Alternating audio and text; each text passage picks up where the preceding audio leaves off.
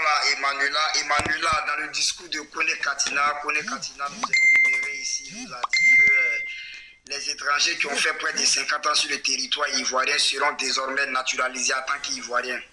Et dans le deuxième volet encore de Kone Katina, il nous a dit qu'ils vont créer, je crois, si je peux appeler comme ça, une police d'immigration, c'est-à-dire que des individus qui vont pénétrer le territoire ivoirien, qui ne sont pas ivoiriens, qui vont rentrer en Côte d'Ivoire, même s'ils rentrent dans un village, ils auront le droit et devoir de se rendre devant un chef du village et de dire quand ils sont rentrés, et puis ils vont donner leur nom, leur âge au chef du village, afin qu'ils puissent compter dans la région. Voilà. Est-ce que cette politique d'immigration-là est bien pensée par le président Laurent Gbagbo? Oui, moi je pense que la nouvelle politique, la nouvelle manière de faire la politique et de voir la politique du président Laurent Gbagbo est encore plus aiguisée et encore plus raffinée au vu de tout ce qu'il a vu, il a vécu. En tout cas, comme le camarade Abou le disait tantôt, les 10 ans passés à la CPI n'ont pas été une cour de récréation pour lui, mais ça l'a permis de travailler à la Côte d'Ivoire, de travailler au bien-être de la Côte d'Ivoire, de penser Côte d'Ivoire, de réfléchir Côte d'Ivoire. C'est-à-dire que tout ce temps, il était en prison, il s'informait de la réalité du terrain sur Abidjan, il s'informait de ce qui se passait. Et chaque jour que Dieu fait, il avait une nouvelle pensée, une nouvelle vision, une manière de voir pour la Côte d'Ivoire nouvelle. Donc moi, je pense que c'est bien réfléchi. Quand le président Laurent Gbagbo dit que quand un étranger viendra désormais dans un village, même si c'est dans un campement le plus reculé, il devait aller se faire déclarer pour qu'il y ait une liste de suivi, pour qu'on sache qu'il y a tel étranger désormais qui est dans ce pays, parce que c'est ce qu'il n'y a pas eu autrefois. Et puis les gens d'autres se sont proclamés, déclarés ivoiriens, parce qu'ils étaient là depuis le temps de Christophe Colomb, si on va dire ça comme ça. Donc vers la fin, ils se sont sentis plus ivoiriens que les Ivoiriens eux-mêmes. Mais Emmanuela, voilà, parce que cette politique d'immigration, qu'une politique d'immigration est faite dans ce sens comme cela, est-ce que cela n'envisage pas des cas de séjour? Parce que quand une politique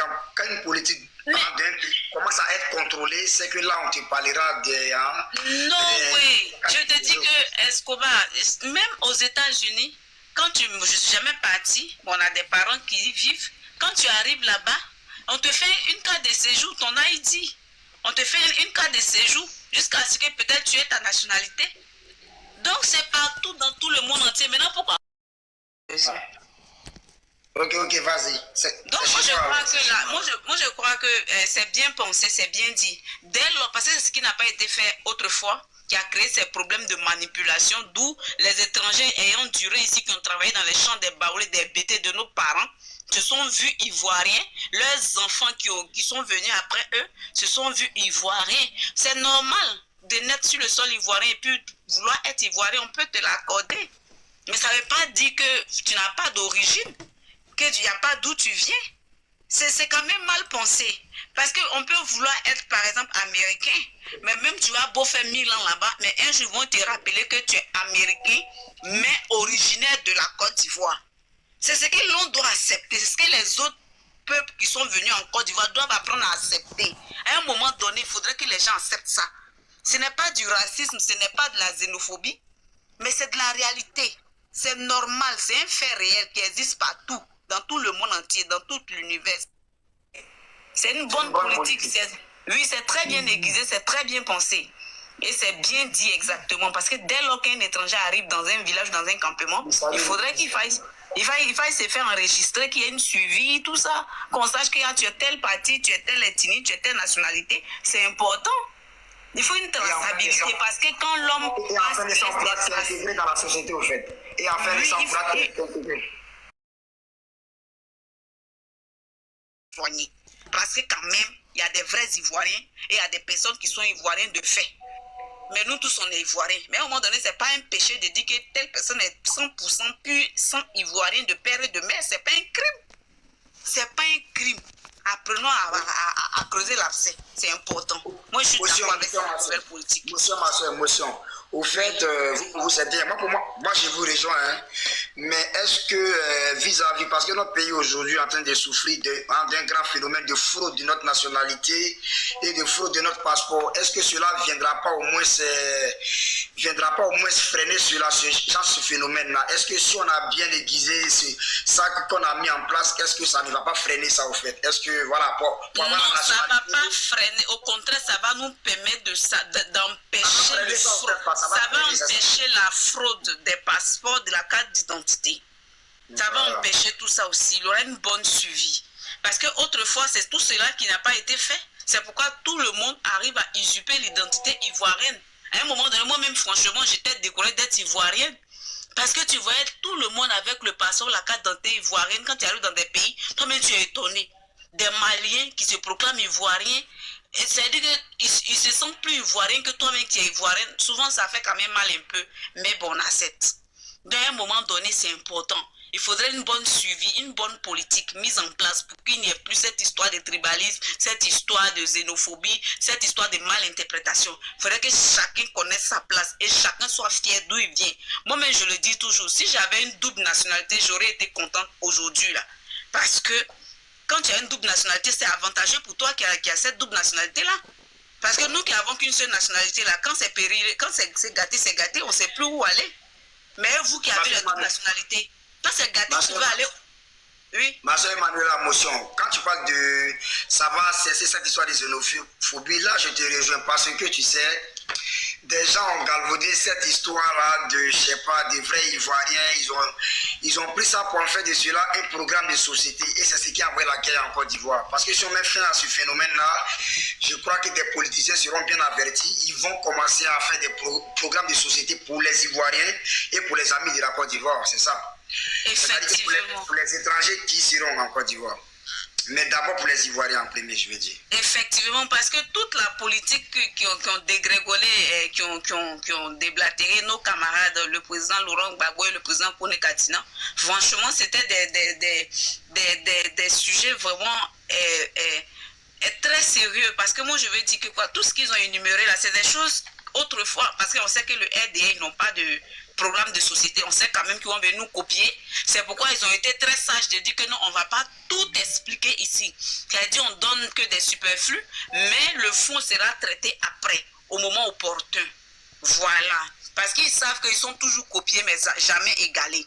Voici la différence. Parce que quand ils nous disent que, par exemple, ils viendront pour que, à partir de maintenant, dès lors qu'ils prendront le pouvoir, il y aura une suivi concernant les accouchements. C'est-à-dire que quoi, la mairie, tout sera informatisé. Dès lors qu'une femme donne naissance, quand même l'acte de naissance, il aura des suivis électroniques. C'est d'abord à féliciter.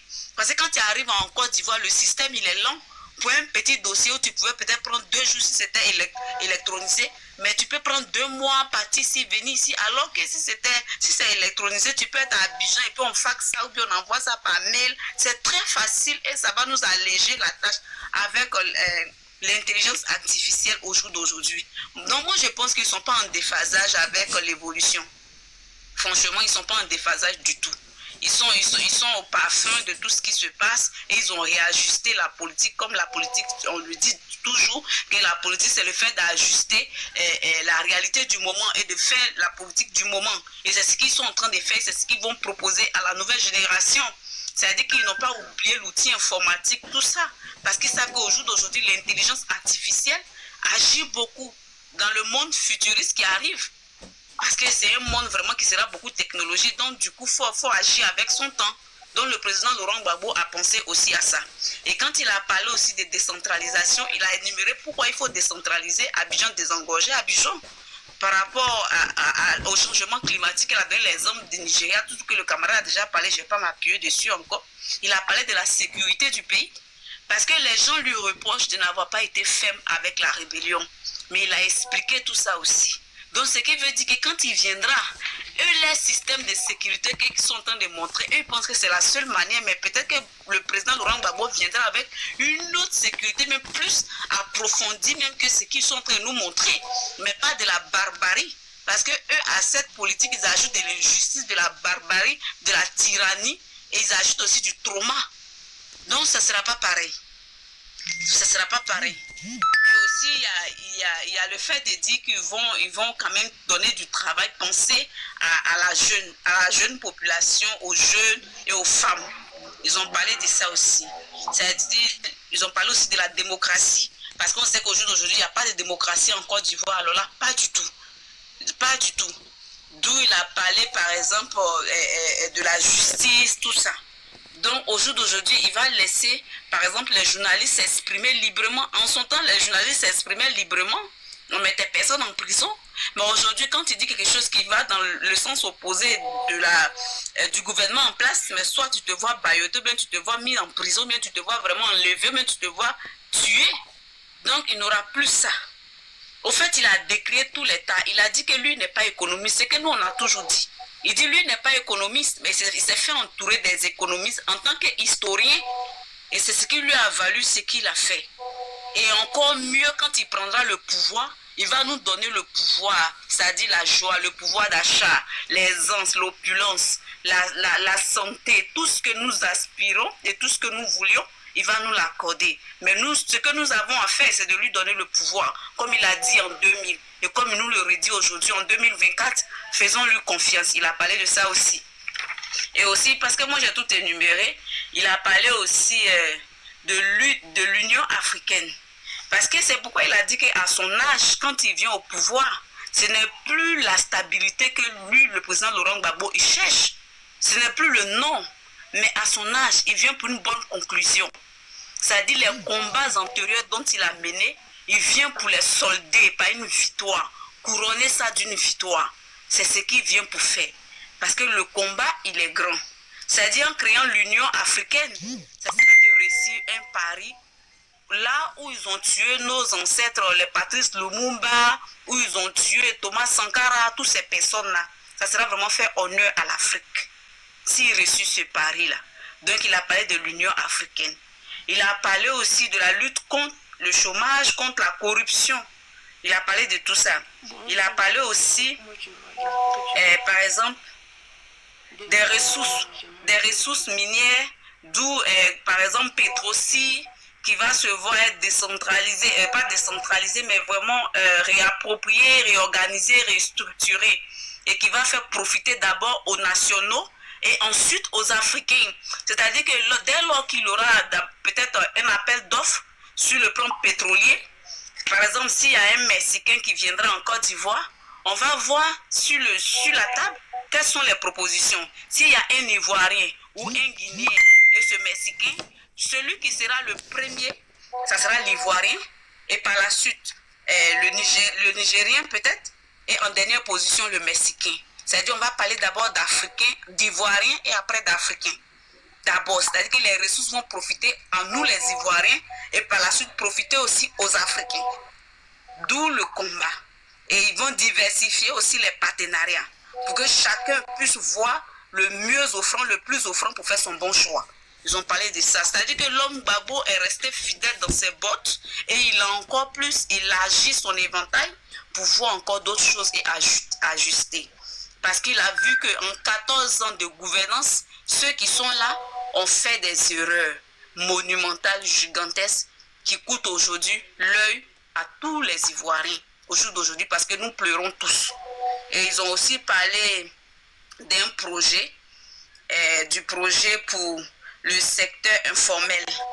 Parce que c'est ce que Ouattara a voulu faire en disant, parce qu'ils n'ont jamais eu de projet ceux-là, en disant donnez-moi en 5 ans chaque jeune 1 milliard pour la jeunesse par jour. Et ils n'ont jamais réalisé ça. Alors le président Laurent Gbagbo vient pour dire qu'il aurait un projet pour le secteur informel. Pour que ce secteur informel-là soit vraiment structuré, bien organisé et que ces secteurs-là puissent vivre de ça. Ces personnes-là puissent vivre de ça, de leur activité. Parce qu'on sait qu'en Côte d'Ivoire, le secteur informel est beaucoup en Côte d'Ivoire. Mais il n'y a pas de suivi normalement, ce qui fait que souvent, ils commencent aujourd'hui, demain ils font faillite, ça crée aussi la pauvreté. Donc le secteur informel doit être suivi et doit être vraiment professionnalisé s'il en faut. Donc il y a le projet pour ça aussi. Et ils ont encore parlé d'une banque. Ils ont parlé d'une banque, c'est-à-dire que la banque des planteurs. Parce que quand il dit que c'est pas juste que, par exemple, le Cameroun vende le cacao à 5 000 au Ghana, 3 000 en Côte d'Ivoire, 1 500, c'est injuste. Et c'est pour cela qu'ils vont faire cette banque-là qui pourra permettre aux planteurs de bien vivre et faire aussi des logements sociaux. C'est-à-dire qu'au travers de cette banque agricole-là, ils vont prendre de l'argent dans ces banques-là pour pouvoir faire des logements sociaux pour des personnes. C'est-à-dire que pour les Ivoiriens, permettre soit aux planteurs de vivre décemment ou permettre à d'autres Ivoiriens de vivre décemment, parce que nous savons que le feu Félix Houphouët-Boigny nous a dit que l'économie de la Côte d'Ivoire repose sur l'agriculture. Et nous savons que si on part dans ça, on sait qu'en nous appuyant sur l'agriculture, le sol n'est pas ingrat, le sol te rend ce que tu lui donnes. Donc nous savons que nous allons faire un bon profit. Il a parlé de ça aussi. Et ils ont parlé aussi du secteur du tourisme. Il a dit que, ils ont dit que le secteur du tourisme profite à des pays tels que le Ghana et je pense peut-être le Nigeria. Donc il va falloir créer des secteurs de tourisme en Côte d'Ivoire pour attirer des touristes en Côte d'Ivoire pour pouvoir nous faire bénéficier. Parce que nous savons qu'en Côte d'Ivoire aussi, on a des sites touristiques, mais qui ne sont pas vraiment mis en exergue comme se doit. Et on a beaucoup de cultures différentes. Oui, effectivement. On doit valoriser nos cultures, on doit créer des attractions autour du tourisme en Côte d'Ivoire pour que ces personnes-là, ces étrangers-là viennent investir même dans notre tourisme. Ils importent aussi des choses, ils emmènent aussi des choses pour que vraiment ça rapporte encore à la population, à la Côte d'Ivoire. Et c'est la Côte d'Ivoire qui gagne.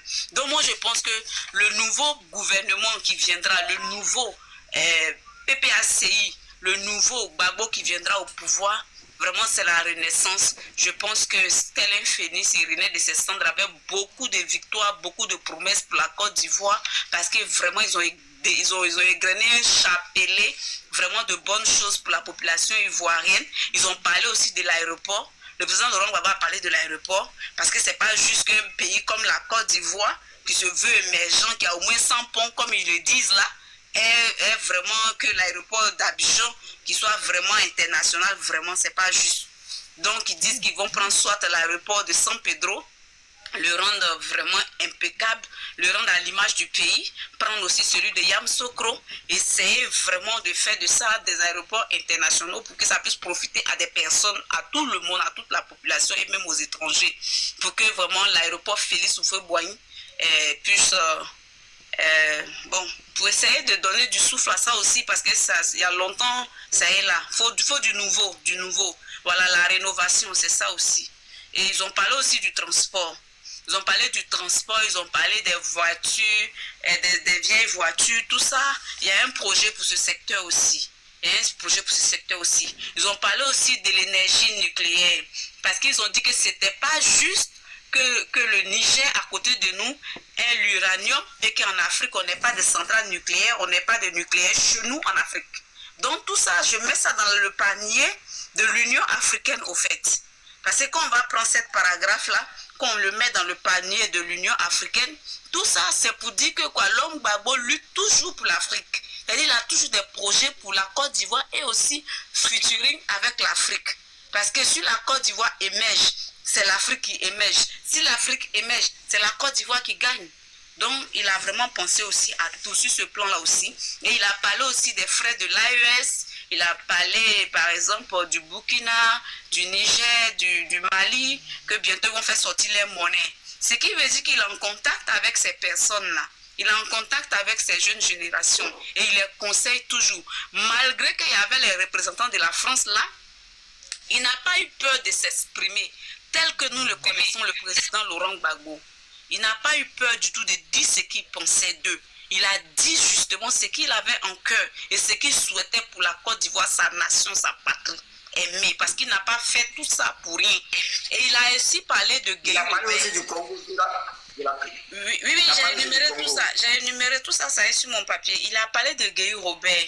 Quand les élections ont eu lieu et que Guy Robert a voulu gagner, se proclamer encore président, parce que d'autres, souvent, quand on va sur les panels, eux nous posent la question, qui a tué Guy Robert? Mais si vous avez écouté le discours du président Laurent Gbagbo, il vous a répondu de manière subtile. Il n'a pas tué Guy Robert. Parce qu'il savait en 2000 où Guy Robert était. Il pouvait donner l'ordre à ses militaires d'aller faire quelque chose et puis ça allait rester comme ça. Mais il ne l'a pas fait. Il a au contraire caché Guy. Il a au contraire protégé Guy. Donc ce n'est pas en 2000 combien là, 2011 bien, c'est pas 2000 combien là, que lui va aller tuer Gueye Robert. Il n'a pas tué Gueye Robert.